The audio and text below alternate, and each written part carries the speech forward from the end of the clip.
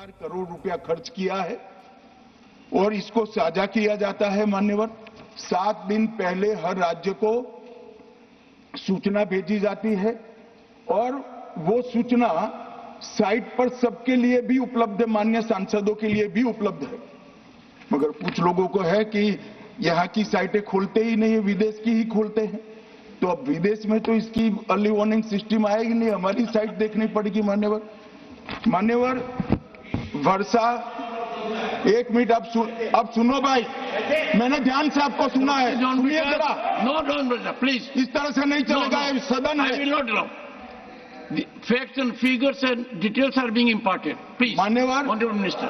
मैं तो उस उद्देश्य से ही कहता हूं, इसको सुनकर सभी राज्य अलर्ट हो, अर्ली में अलर्ट हो जाए। मेरा किसी को ताना लगाने का आशय नहीं है।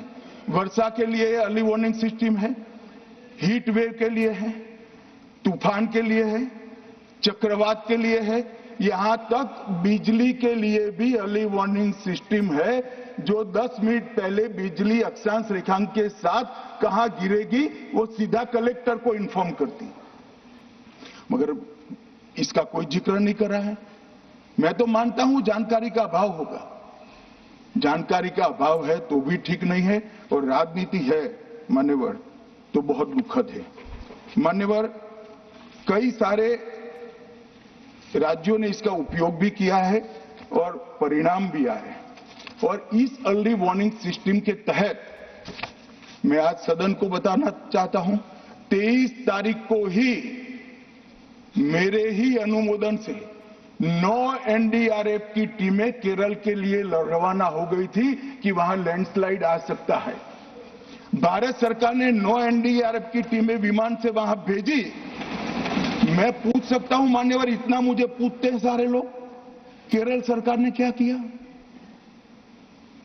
अनधिकृत लोग रह रहे थे, नहीं रह रहे थे, मगर वल्नरेबल सिचुएशन तो थी। इनको शिफ्ट किया गया क्या? क्यों नहीं किया गया? कौन रोकता था? और शिफ्ट किया तो मरे कैसे? शिफ्ट पहले नहीं किया गया है, बाद में किया गया है। जितना बोलोगे उतना नुकसान होगा। मैं बोलना नहीं चाहता, परंतु जब आप आरोपात्मक तरीके से बात करते, मैं शांति से यहां बैठकर सुनने ही आया।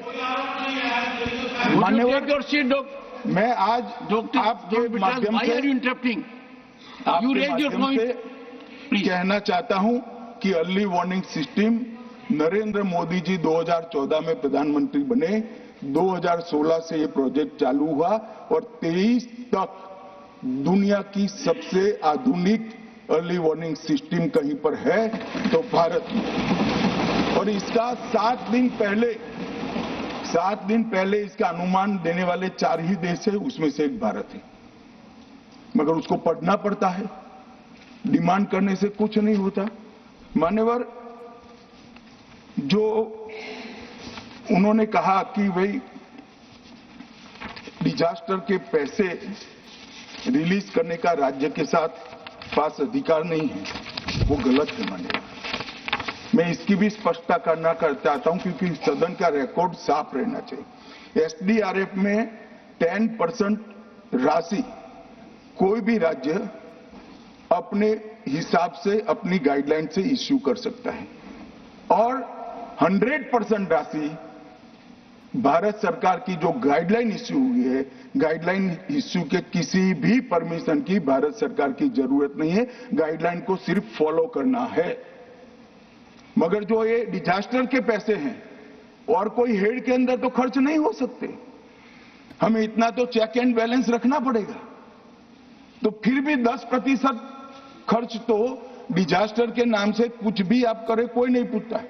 90% खर्च आप गाइडलाइन के हिसाब से डिजास्टर के लिए भारत सरकार की कोई परमिशन लेने की जरूरत नहीं।